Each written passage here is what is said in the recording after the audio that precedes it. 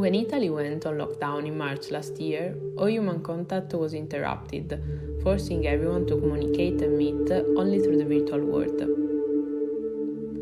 In the empty churches, priests rumbled prayers while facing screens. And through the technology, the rooms and the souls of the faithful were filled with words of comfort.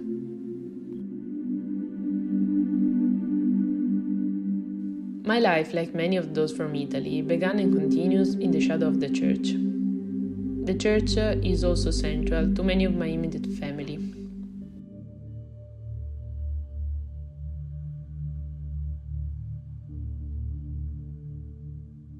Circa un anno fa, a causa del lockdown, ho iniziato a seguire le messe online.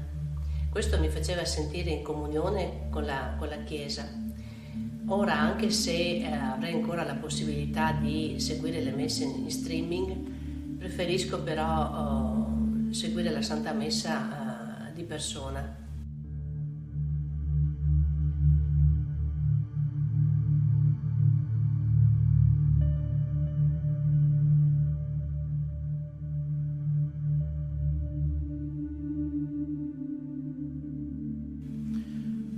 Un anno fa, per stare vicino alle persone, la Chiesa si è gettata nel mondo del web, con dirette streaming o dirette online, sui social come sugli altri mezzi di comunicazione web.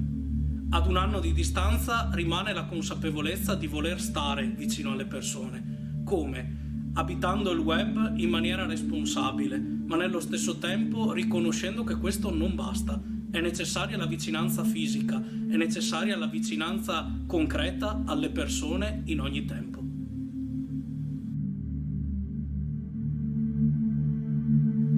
As the pandemic hopefully begins to recede, people have returned to congregations. However, there is one profound difference. In their pocket, the phone isn't just an irritant to be turned off in church. It has become irrevocably a conduit of faith.